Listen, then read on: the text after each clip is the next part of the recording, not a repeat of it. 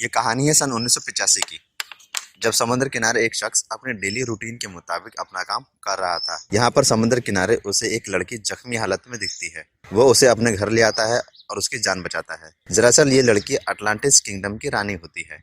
Atlantis पानी के अंदर रहने वाला बहुत बड़े शहर का नाम है, जहाँ से ये लड़की आई होती है। ये दोनों बहुत समय साथ गुजारते हैं और एक दूसरे को पसंद करने लगते हैं और वो शादी कर लेते हैं और कुछ समय बाद इनका एक बेटा जन्म लेता है, जिसका नाम ये आर्थर रखते हैं। आर्थर के पास एक अनोखी शक्ति होती है जिससे वो समुद्र के सभी जीवों से बात कर सकता है। अब हम देखते हैं कि अटलांटिस सोल्जर इनके घर अटैक कर देते हैं।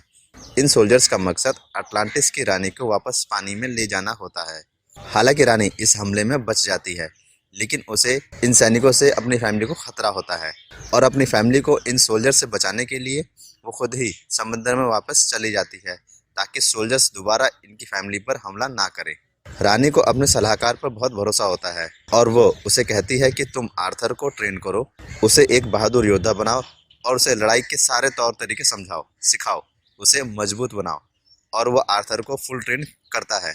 अब हम देखते हैं कि आर्थर बड़ा हो चुका है और उसे पानी में बुलाया जाता है कि तुम अटलांटिस वापस आ जाओ, क्योंकि तुम राजा के बड़े बेटे हो, तुम वहाँ के किंग बन सकते हो। लेकिन आर्थर बोलता है कि मैं वापस नहीं आऊंगा, क्योंकि मेरी माँ को सिर्फ इस वजह से मारा गया था क्योंकि उसने एक इंसान से प्यार किया था, उससे शादी की थी। और वह कहता है कि वो अटलांटिस बिल्कुल नहीं आएगा। यहाँ पर हम देखते हैं कि कुछ समुद्री लुटेरे सबमरीन को लूट रहे होते हैं और यहाँ पर आर्थर आकर सबमरीन की आर्मी को बचाता है। लड़ाई के दौरान लुटेरों का लीडर मारा जाता है, जिसे आर्थर मारता, और इस लीडर का बेटा डेविड भी यह सब देख रहा होता है। और जब वो देखता है कि आर्थर ने उसके पिता को मारा है, तो वो उससे बदला लेने की ठान लेता है।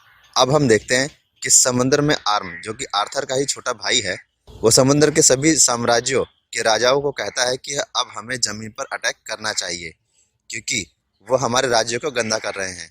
वो लोग बहुत ही गंदगी फैला रहे हैं और हमें उन्हें सबक सिखाना चाहिए। लेकिन किंग इस फेवर में नहीं होता। अभी उनकी बात चल ही रही होती है कि एक रशियन सबमरीन आती है और वहां पर अटैक कर देती है। यहाँ आर्म उस किंग की जान बचाता है, जिसको देखते हुए किंग आर्म का साथ देने का इरादा करता है। किंग की बेटी का नाम मीरा होता है, जिसकी शादी आर्म से होने वाली होती है, लेकिन वह शादी नहीं करना चाहती और उसको एक ही रास्ता नजर आता है, जो कि है आर्थर।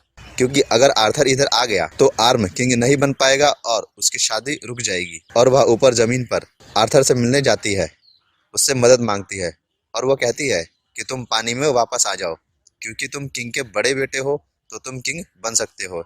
लेकिन आर्थर इनकार कर देता है। फिर हम देखते हैं कि जब आर्थर अपने पिता के साथ कहीं जा रहा होता है तो आर्म एक बहुत बड़ी लहर उसकी तरफ भेजता है। मीरा आर्थर के फादर की जान बचाती है।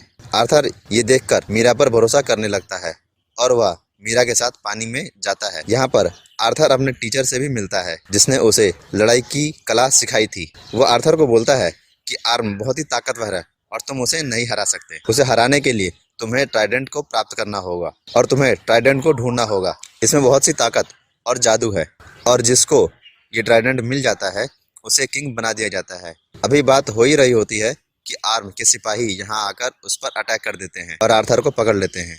आर्थर को जंजीर में पकड़े हुए आर्म के सामने पेश किया जाता है। आर्म आर्थर पर इल्जाम लगाता है कि तुम्हारी वजह से मेरी माँ की मौत हुई, तुम्हारी ही वजह से उन्हें फांसी पर लटकाया गया। आर्म फिर भी उसका भाई होता है और वह उसे कहता है कि मैं तुम्हें एक मौका देता हूँ कि तुम यहाँ से हमेशा के लिए वापस चले जाओ और पानी में लौटकर कभी मत आना। आर्थर उस पर गुस्सा हो जाता है और वो उसको चैलेंज करता है कि मैं तुमसे लड़ाई करूंगा। फिर यहाँ पर आर्थर और आर्म की लड़ाई होती है, लेकिन आर्म इस लड़ाई में आर्थर पर भारी पड़ता है, क्योंकि वह हमेशा से पानी में रहा होता है और आर्थर जमीन पर, इसलिए आर्म पानी में आर्थर से ज्यादा मजबूत होता है। इस लड़ाई में आर्थर जाता है और आर्म उसे मारने ही वाला होता है कि मीरा वहां पर आ जाती है और आर्थर को बचा लेती है। अब ट्राइडेंट की तलाश में आर्थर और मीरा दोनों ही सहारा डेजर्ट में जाते हैं। यहाँ पर इनको एक होलोग्राफिक मैसेज मिलता है, जिससे उन्हें यह पता चलता है कि इनको इटली जाना होगा और वहां पर इनको आगे का रास्ता पता चलेगा। दूसरी तरफ हम ये देखते हैं कि आर्म डेविड से मिलता है। डेविड, जो कि मरने वाले पायरेट का बेटा था और एक्वामैन से बदला लेना चाहता है। दरअसल आर्म और डेविड मिले होते हैं और वो रशियन सबमरीन जिसने पानी के बादशाह पर हमला किया था, वह भी डेविड और आर्म की साजिश थी कि डेविड उस बादशाह पर जानलेवा हमला करेगा और आर्म उस राजा की जान बचाकर उसका भरोसा जीत लेगा ताकि उसका साथ ले सके। आर्म यहाँ डेविड को अपना सबसे ताकतवर हथियार भी देता है ताकि वो आर्थर को मार सके। अब यहाँ पर आर्म एक और पानी में रहने वाले किंगडम जिसका नाम किंगडम ऑफ फिशरमैन होता है, उसके किंग को मार देता है और उसकी रानी को मजबूर करता है कि वो जंग में उसका साथ दे और अपनी फौज को इकट्ठा करने के लिए बोलता है। अब क्योंकि राजा मर चुका होता है और रानी इतनी मजबूत नहीं होती कि आर्म का सामना कर सके, तो उसे आर्म की बात माननी पड़ती है। अब यहाँ पर हम डेविड को देखते हैं कि वह आर्म की दी गई हथियार को कुछ बदलता है और अपने लिए एक सुपर हीरो सूट बनाता है और इसका नाम वो ब्लैक मांथा रखता है। डेविड सूट को पहनकर बहुत मजबूत और पावरफुल बन जाता है। अब हम देखते हैं कि आर्थर और मीरा इटली पहुंच जाते हैं और डेविड यहाँ पर अटैक कर देता है। डेविड और आर्थर की लड़ाई होती है। फिर आखिर आर्थर डेविड को पहाड़ से नीचे फेंक देता है, लेकिन इस लड़ाई में आर्थर बहुत जख्मी हो जाता है। मीरा आर्थर के जख्मों को ठीक करती है और उसका हौसला बढ़ाती है। उससे कहती है कि तुम किंग बन सकते हो क्योंकि तुम किंग ही हो। तुम इतने कमज़ोर नहीं हो सकते, तुम्हें हिम्मत से काम लेना होगा। और वो दोनों नाव से ट्राइडेंट की तलाश में समंदर के रास्ते निकल पड़ते हैं। समंदर में उनका सामना भयंकर समुद्री जानवरों से होता है और वो इनसे बचते हुए पृथ्वी के बीच स्थित ट्रेंच में चले जाते हैं, यानी पृथ्वी के कोर के आसपास का हिस्सा।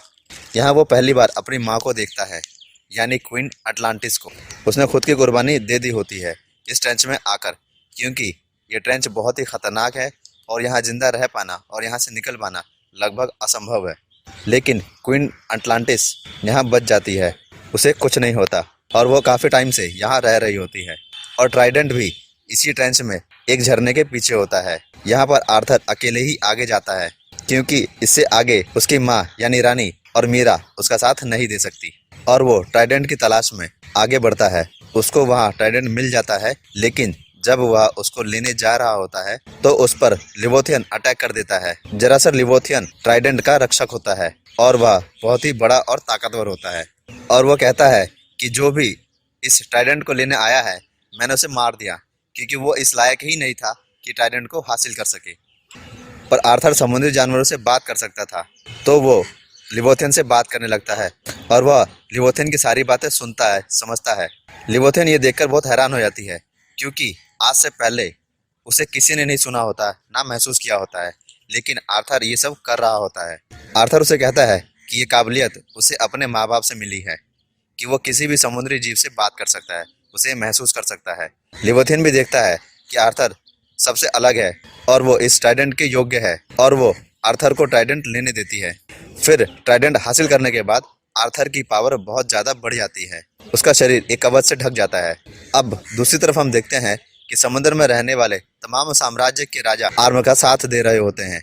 इसी वजह से आर्म खुद को ओशन मास्टर का दर्जा दे देता है और कुछ समय बाद आर्म का साथ देने वाले राजाओं को पता चलता है कि आर्थर ने ट्राइडेंट हासिल कर लिया है और कानून के मुताबिक जिसके पास ट्राइडेंट होगा वही असली राजा होगा। पर आर्म इस कानून को नहीं मानता और कहता है कि ट्राइडेंट हासिल करने से कुछ नहीं होगा, जो ज्यादा ताकतवर होगा वही समुद्र पर राज करेगा। यहाँ पर एक बार फिर आर्थर और आर्म की लड़ाई होती है, जो कि एक सबमरीन के ऊपर हो रही होती है। आर्थर आर्म को इस लड़ाई में हरा देता है, लेकिन वह उसे जान से नहीं मारता और उसको जिंदा छोड़ देता है।